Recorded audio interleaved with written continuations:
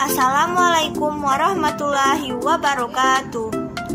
Halo semuanya, kembali lagi dengan saya Intan Purnama, NPM A1M021015, Prodi Pendidikan IPA, dosen pengampun Bapak Dr. Muhammad Kristiawan MPD. Di sini saya akan menjelaskan materi tentang, mari kita lihat materinya.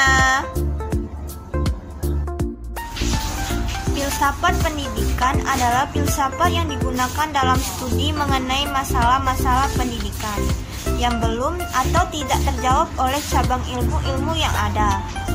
Keberadaan filsafat dalam dunia pendidikan diperlukan untuk mencari hakikat sesuatu, berusaha mengaitkan hubungan sebab dan akibat, dan berusaha menafsirkan pengalaman-pengalaman kehidupan manusia. Filsafat telah mengalami perubahan sepanjang masanya dalam suatu kegiatan atau aktivitas yang menempatkan pengetahuan atau kebijaksanaan sebagai sasaran utama. Demikian juga pada filsafat pendidikan. Ada beberapa aliran filsafat yang digunakan dalam dunia pendidikan. 1. Aliran filsafat idealisme. Idealisme merupakan filsafat tertua, dengan tokoh aliran ini adalah Plato 427-347 sebelum Masehi, yang dianggap sebagai bapak idealisme di dunia barat. Sejarah idealisme berawal dari pemikiran Plato tentang kebenaran empiris yang dilihat dan dirasakan dalam alam ideal atau idea. Aliran filsafat idealisme menekankan moral dan realitas spiritual sebagai sumber-sumber utama di alam ini. Idealisme diambil dari idea, yaitu sesuatu yang ada dalam jiwa. 2. Aliran filsafat perennialisme.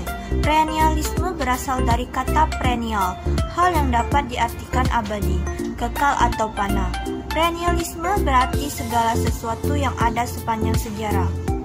Aliran filsafat perennial berpegang pada nilai atau norma yang bersifat abadi, dengan maksud mengembalikan keyakinan atau nilai asasi manusia masa silam untuk menghadapi problem kehidupan manusia saat sekarang dan bahkan sampai kapanpun dan dimanapun.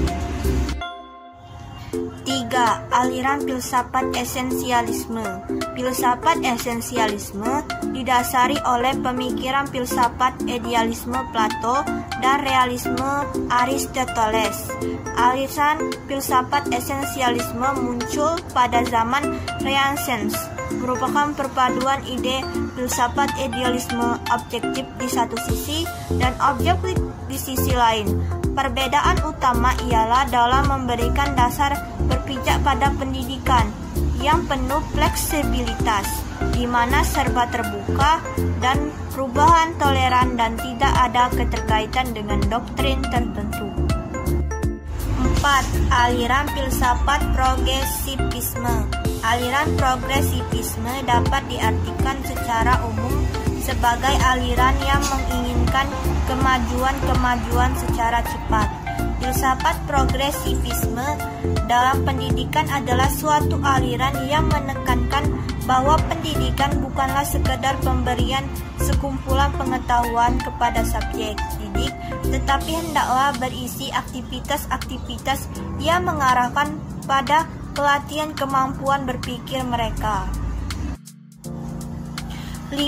Aliran filsafat pragmatisme. Pragmatisme adalah aliran modern yang mengajarkan bahwa yang benar apa yang membuktikan dirinya sebagai benar, dengan perantara akibatnya yang bermanfaat secara praktis.